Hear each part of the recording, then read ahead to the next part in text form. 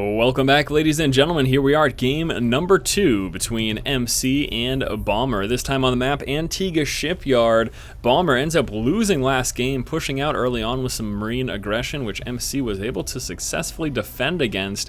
MC then pushing out to counter Bomber retreating with a few stalkers, picking off his marines in the center of the map. That initially set Bomber behind quite a bit.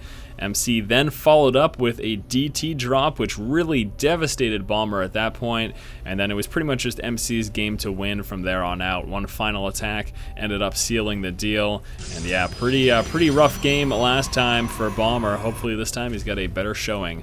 Alright guys, so again we are on the map Antigua Shipyard. We have got in the upper right hand spawn position MC, and the lower left hand spawn position is Bomber. Pretty much as far as they could possibly be away from each other right now. Now we are seeing Bomber do, he did this last game as well, building the supply depot really close to his mineral line. This allows that SCV to get straight back to mining very soon after finishing that supply depot. And what this basically means is a little bit of extra income for Bomber early on, a little bit less mining downtime as they call it. Whereas if he were to have pulled that first SCV to build that supply depot out here, as you can imagine, the SCV has to take that longer path there, build it, and then take a longer path back. And it may seem really small, but it does end up netting Bomber a little bit of extra resources early on. Obviously with this he is sacrificing the frontal wall off, but clearly we have seen Bomber is comfortable defending without that wall off, even though he lost last game. It's not like early aggression is what killed him last time from MC, so he didn't necessarily need that full wall off. And you don't always see a full wall off against Protoss players anyways, unless you're really trying to be sneaky and hide something, but Bomber apparently doesn't really care about that much at all. The barracks now almost finished. We will see that first Marine queue up immediately. Also, we'll see that Orbital Command come on through.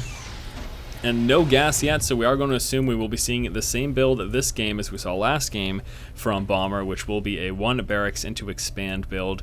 A very heavy econ early on, and we'll have to see if he just tries to do that early marine aggression again like we saw last game. So Bomber places down the command center, which MC scouts without issue. Now the Marine will try to stop any secondary scouting by sitting atop this ramp here. Back over here for MC, no second assimilator yet. And he does have that Cybernetics core coming on through, so really holding off from the second gas. So we're going to assume here that we'll be seeing a very quick expansion from MC as well, as in delaying that Vespian Geyser, delaying that assimilator from being on that Vespian Geyser means he's got those extra resources to be able to come out with a Nexus a little bit sooner.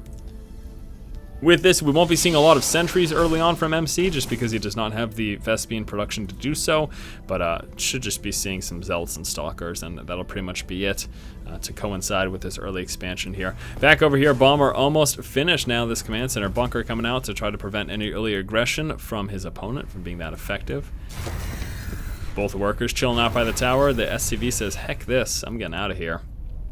Yeah, that's right, I just said heck this. No, it doesn't make any sense. Stalker trying to move out, just going to test the waters. Again, won't be able to do much because of this bunker, giving those Marines that extra range. Really not a lot that he can do at all. We're going to have a full 4 Marines in there, so even sneaking by could be a bit problematic. He could technically eke, but he's going to take some damage in doing so. So, looks like he's not even going to bother, just pulling back with that Stalker right now.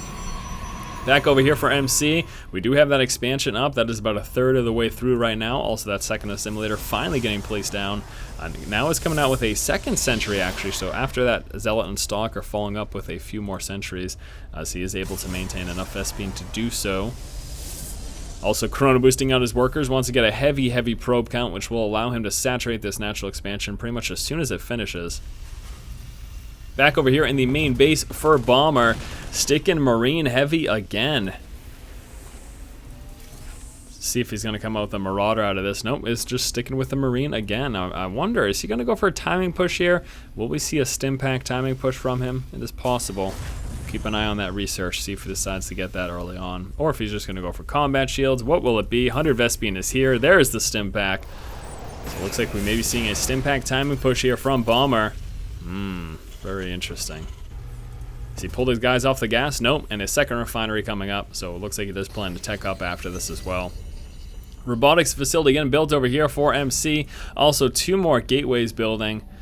Again, you can see working to get that saturated nice and early on as he was chrono boosting out probes from that first Nexus, meaning he can get a nice steady economy very, very quickly. We do also have a Warp Prism coming out here. MC plans to do some drop harass again. This will be a little bit different though than what we saw last time. Last time it was the Dark Templar drop, but we will not be seeing that this game from MC. But we will have a Warp Prism, so Zealot bombing is certainly very possible. Sentries also in the main can be problematic, as you'll see force fields get placed down, trapping in the SCVs, which will allow the Zealots to kind of wreak havoc in the resource line. Both forces will be meeting at the center of the map.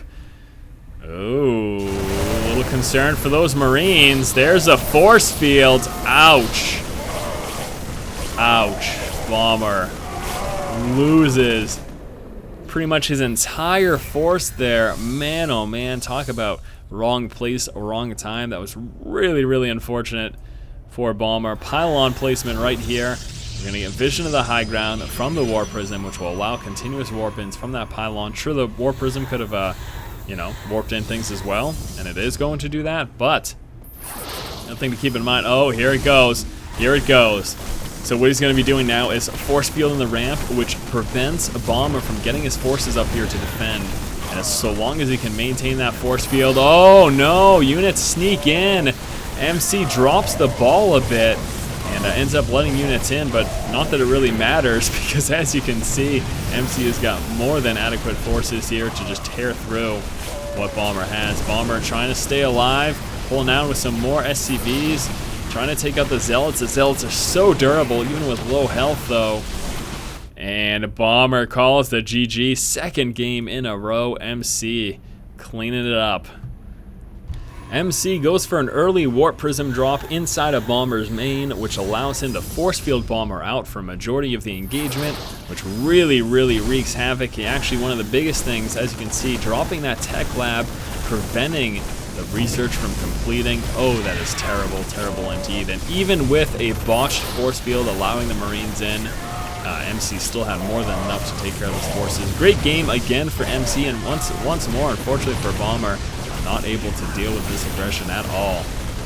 Alright guys, once more, that was game number 2. We'll be moving on to the third game in just a moment. If you like the content, please subscribe. Also check out the website, forstrategygaming.com. Thanks again, guys. Keep watching and keep owning.